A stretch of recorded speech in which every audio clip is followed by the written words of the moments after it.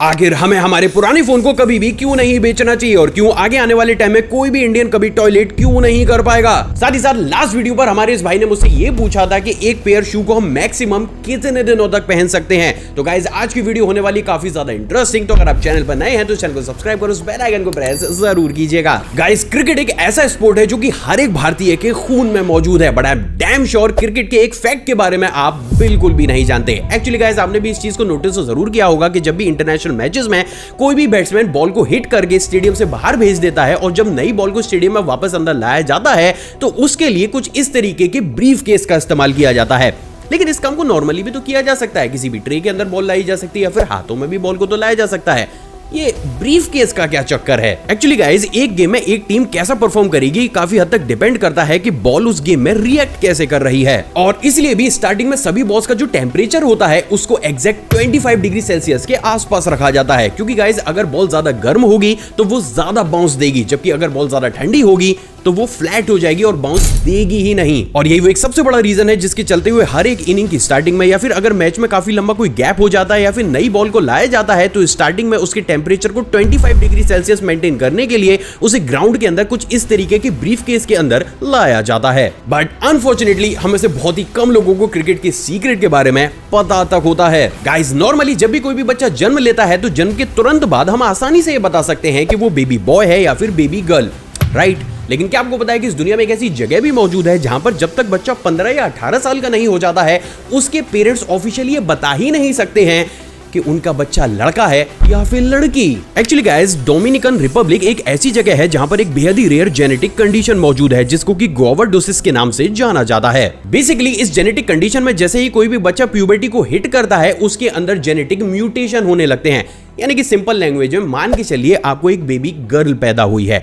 लेकिन जैसे ही वो 15 से 18 साल को हिट करेगी मे बी ये हो सकता है कि उसकी बॉडी के अंदर ऐसे जेनेटिक चेंजेस आए जिसकी वजह से उसकी बॉडी में जो मेल हार्मोन है वो ज्यादा प्रोड्यूस होने लगे, और उस कंडीशन में भले ही जब उसने जन्म लिया तो वो एक लड़की हो, लेकिन 18 साल की उम्र में जाकर उसकी बॉडी पूरे तरीके से ट्रांसफॉर्म हो जाएगी और वो एक लड़का बन जाएगी। और यही सेम कंडीशन लड़कों के साथ होती है जहां पर वो 15 या 18 साल के बाद एक लड़की में कन्वर्ट हो जाते हैं। अब स्ट्रेंज बात यह है दोस्तों कि ये जेनेटिक म्यूटेशन हर एक बच्चे के साथ नहीं होता है, और ये वो सबसे बड़ा कारण है जिसके चलते हुए टेक्निकली जन्म लेने के बाद वहां के पेरेंट ऑफिशियली ये नहीं बता सकते हैं कि जिस बच्चे ने जन्म लिया है वो एक्चुअल बेसिस पर लड़का होगा या फिर लड़की, क्योंकि एक्चुअल बेसिस पर ये जेंडर कंफर्मेशन जब वो बच्चा 15 या 18 साल का हो जाएगा तभी जाकर होगा। अब गाइस सुनने में या फिर इस चीज को देखने में भले ये चीज काफी ज्यादा फनी कुछ लोगों को लग सकती है, बट एक्चुअल बेसिस पर जो इस ट्रांसफॉर्म को फेस करता है ना उसे समाज से और एक्चुअल बेसिस पर किस तरीके का पेन झेलना पड़ता है ये शायद सिर्फ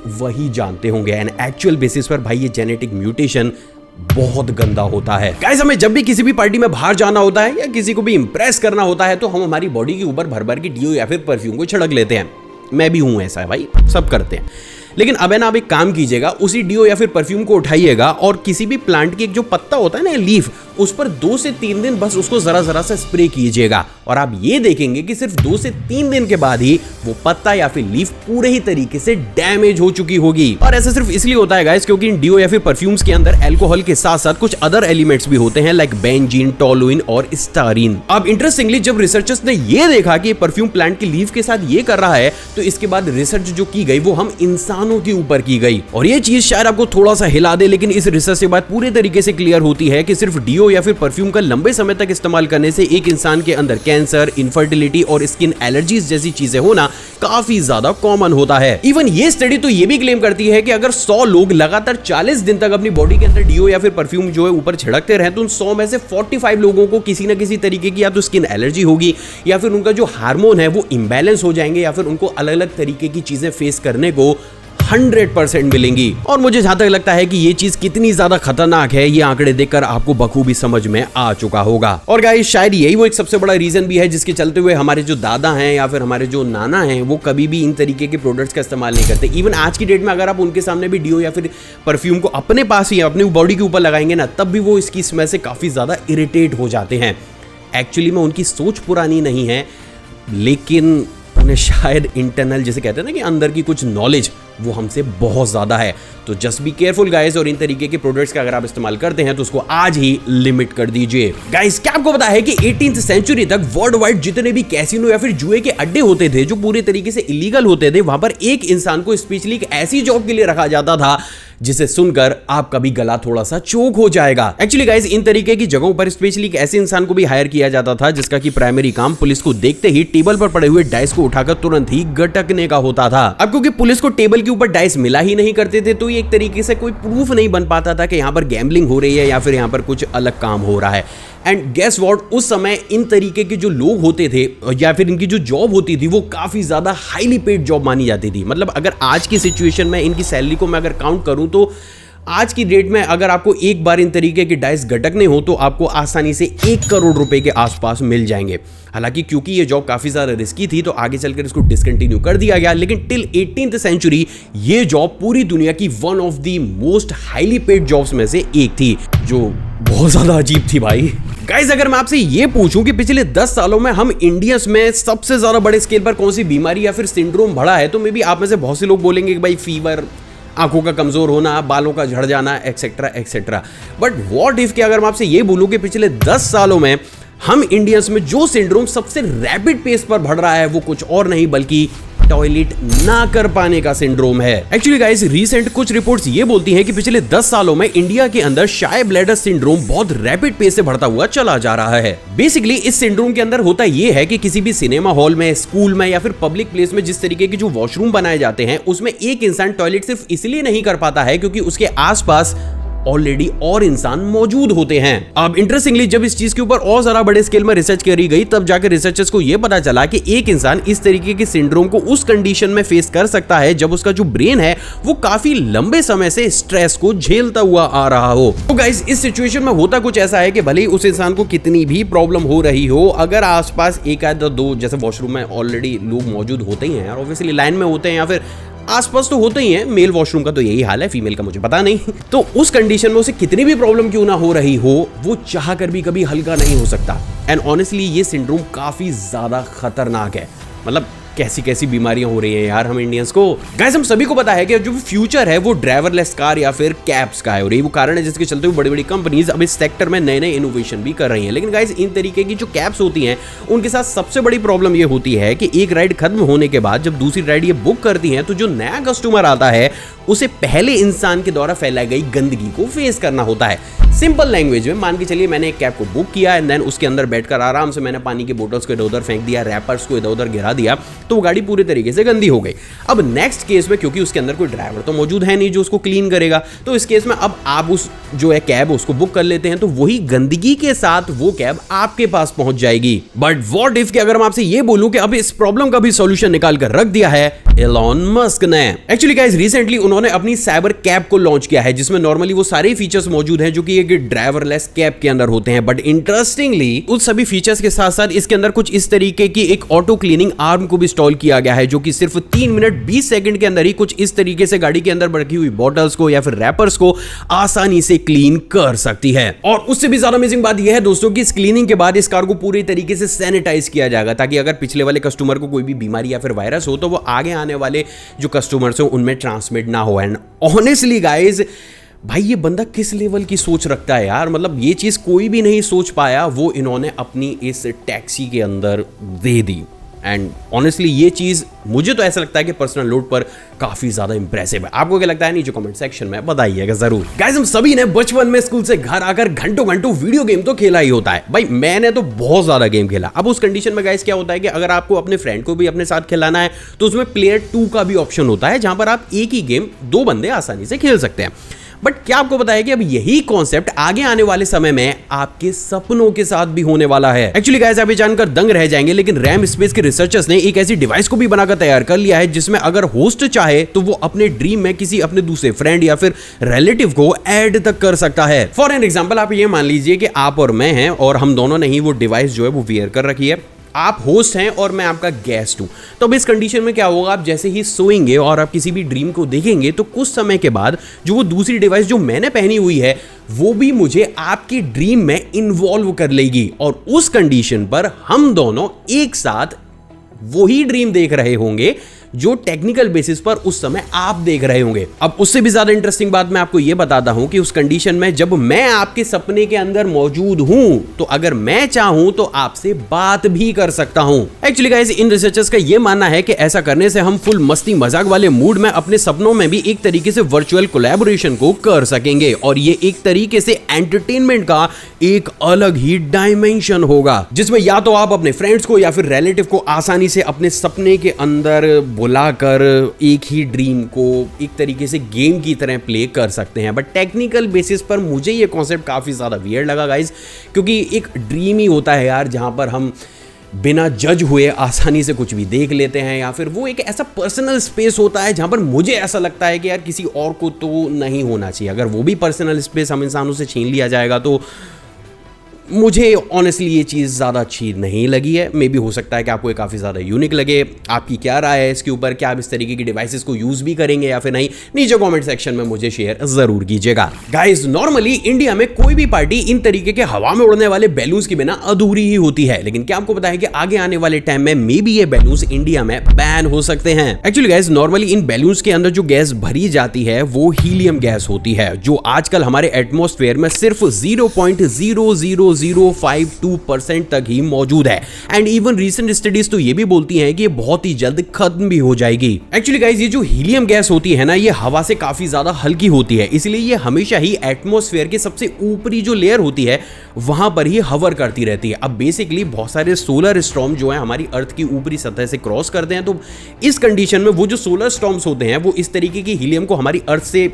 फ्लो करके किसी दूसरे प्लेनेट या फिर स्पेस में ले जाते हैं। और ये वो सबसे बड़ा रीजन भी है जिसके चलते हुए लास्ट 10 साल या 20 साल में ये जो हीलियम गैस है ये हमारी अर्थ से रैपिड पेस से कम हो रही है। और गाइस, जब ये होगा ना तो ना ही बलून बन पाएंगे और ना ही MRI मशीन बन पाएगी, क्योंकि इन दोनों ही सिचुएशन में हीलियम गैस का इस्तेमाल भर भर कर किया जाता है। और यही वो एक सबसे बड़ा रीजन है जिसके चलते हुए बहुत सी कंट्रीज ऑलरेडी हीलियम बैलून को पूरे तरीके से बैन कर चुकी है, क्योंकि उनका ये मानना है कि भाई क्योंकि ऑलरेडी ये गैस काफी ज्यादा प्रीशियस है तो हीलियम बलून के अंदर भरकर हम इसे ऐसे ही वेस्ट नहीं कर सकते। तो मोस्ट प्रोबेबली क्योंकि ये चीज कम होती जा रही है तो आगे आने वाले समय में इंडिया के अंदर भी जो हीलियम गैस वाले आपको जो बैलून देखने को मिलते हैं वो ना देखने को मिले। हालांकि इसके ऑल्टरनेटिव अभी रिसर्चर्स ढूंढ रहे हैं, लेकिन इतना सेफ ऑल्टरनेटिव अभी हमें देखने को नहीं मिला है। गाइस, लास्ट वीडियो पर माय इंडिया फैमिली के एक शख्स ने मुझसे ये पूछा था कि भाई हमें जो शूज हैं वो कितने दिनों तक पहनने चाहिए, क्या इसकी भी कोई एक्सपायरी डेट होती है? एंड ऑनेस्टली उसका आंसर है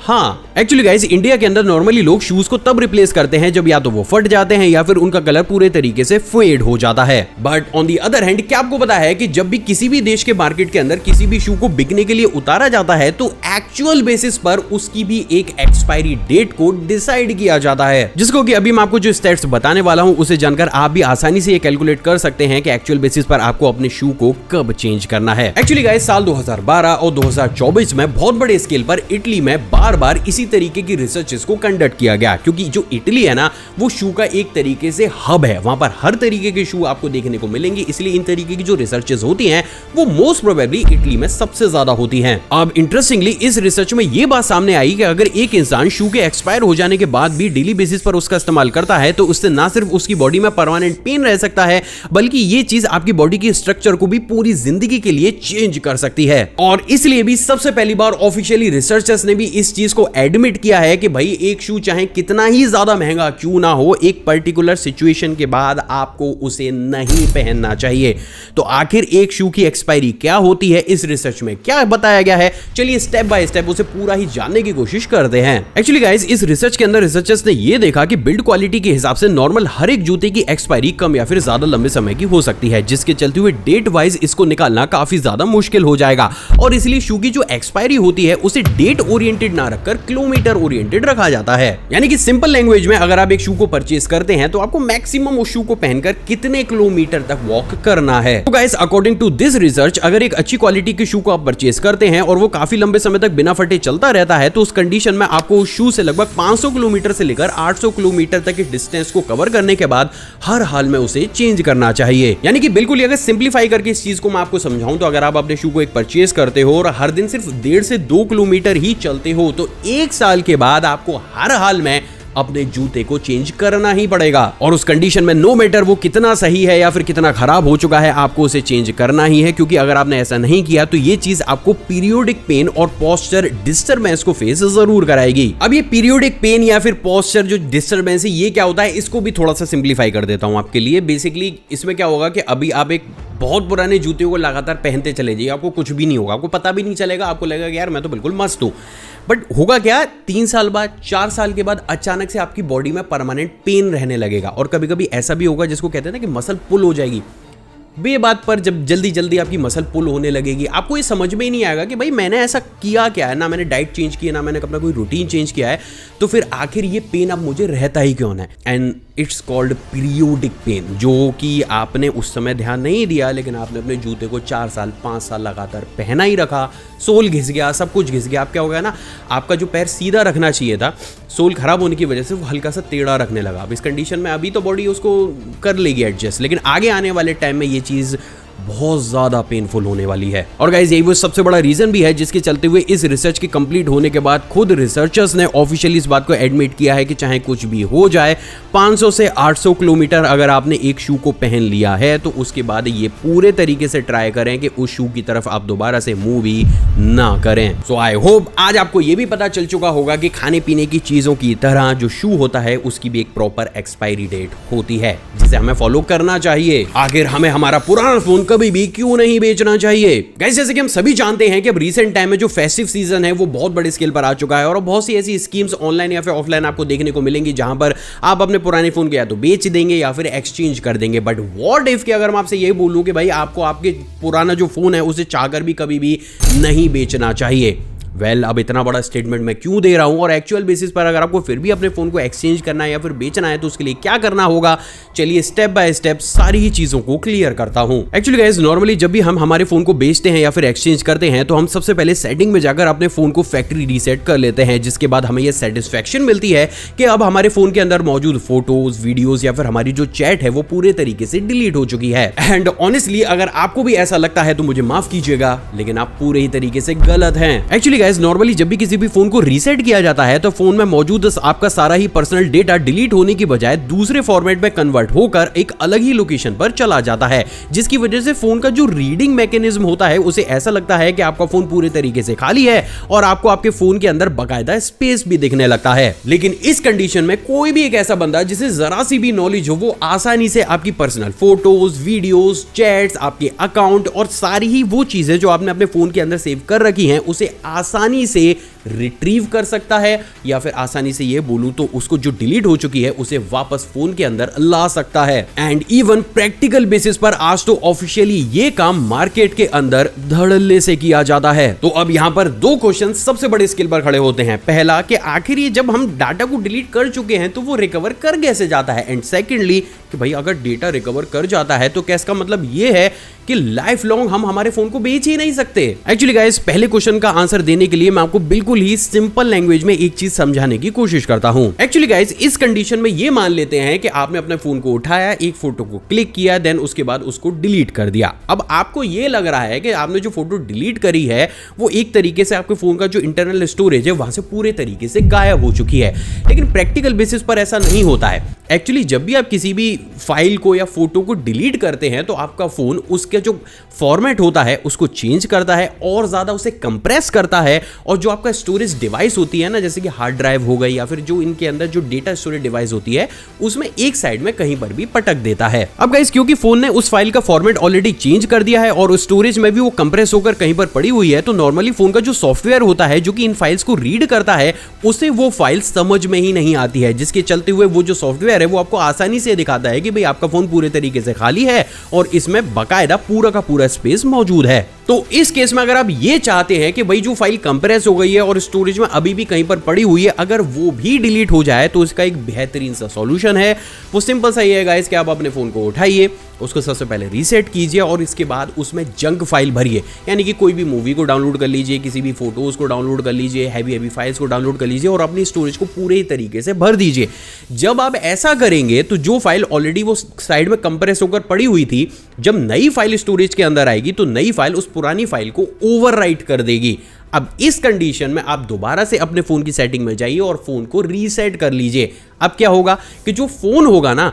वो पुरानी फाइल्स को नहीं बल्कि जो नई मूवीज या जंक फाइल जो आपने डाली है ना, इसे कंप्रेस करके इसका फॉर्मेट पलट कर उसको कोने में डाल देगा। अब इस कंडीशन में आपने अपना फोन एक्सचेंज कर दिया या फिर बेच लिया। अब अगर किसी को भी नॉलेज है और वो आपके डेटा को रिकवर करना चाहता है, तो अब डेटा सिर्फ वही रिकवर होगा जो आपने जंक फाइल की तर्ज पर उस फोन में डाला था, ना कि आपके पर्सनल फोटोज या वीडियोस, क्योंकि ऑलरेडी वो तो एक तरीके से ओवरराइट हो चुके हैं ना, तो उसको रिकवर करना तो नेक्स्ट टू इम्पॉसिबल हो जाएगा। तो सिंपल लैंग्वेज में गाइस, पहला तो कोशिश ये कीजिए कि आप अपनी पुरानी डिवाइस को बेचिए ही ना ही एक्सचेंज कीजिए। बट अगर फिर भी आपको बेचना है या फिर उसको एक्सचेंज करना है, तो इस प्रोसेस को आप जरूर दोहराइए। मे बी बहुत से लोगों को ये प्रोसेस काफी ज्यादा लेंदी लग सकता है, बट प्रैक्टिकल बेसिस पर अगर आप इस चीज को 2 या 3 बार रिपीट करते हैं, तो आपकी कोई भी पर्सनल फोटोज है या वीडियोस हैं, उसके लीक होने के या फिर उसके रिकवर होने के चांसेस नेक्स्ट टू इम्पॉसिबल हो जाएंगे। और ये बात तो सभी को पता है कि एआई के आ जाने के बाद अगर बाई चांस हमारी कोई भी फोटो या वीडियो लीक हो जाती है, तो भाई किस लेवल पर जाकर है ना उसका इस्तेमाल किया जा सकता है, मतलब आप सोच भी नहीं सकते हो, आपके दिमाग में भी नहीं आएगा, और आपकी इमेज और वीडियो का उस लेवल पर जाकर गलत इस्तेमाल होगा किसी भी स्कैम में या व्हाटएवर। अब मैं कह रहा हूँ ना, आप सोच भी नहीं सकते। तो इस पॉइंट पर आज जब टेक्नोलॉजी इतनी ज़्यादा एडवांस हो चुकी है, तो हमें थोड़ा सा सिक्योर तो रहना ही पड़ेगा। तो अपने डेटा को डिलीट करने के बाद ये जो प्रोसेस है जंक फाइल वाला जो मैंने आपको बताया है, इसको फॉलो ज़रूर कीजिएगा। आई होप गाइज आज का एपिसोड आपको पसंद आया होगा और आपने ऑलरेडी इस वीडियो को लाइक कर दिया होगा। मुझसे इंटरेक्शन को बढ़ाना चाहते हैं, नीचे कमेंट सेक्शन में कमेंट कीजिएगा, या फिर आप चाहें तो मुझे इंस्टाग्राम पर भी फॉलो कर सकते हैं। एक और फ्रेश कमल एपिसोड में आप सभी से दोबारा मुलाकात होगी दोस्तों। जय हिंद। और हाँ, इस वीडियो को शेयर जरूर कीजिएगा, वरना ये इन्फॉर्मेशन भी यूट्यूब के एल्गोरिथम में कहीं खोकर ही रह जाएगी।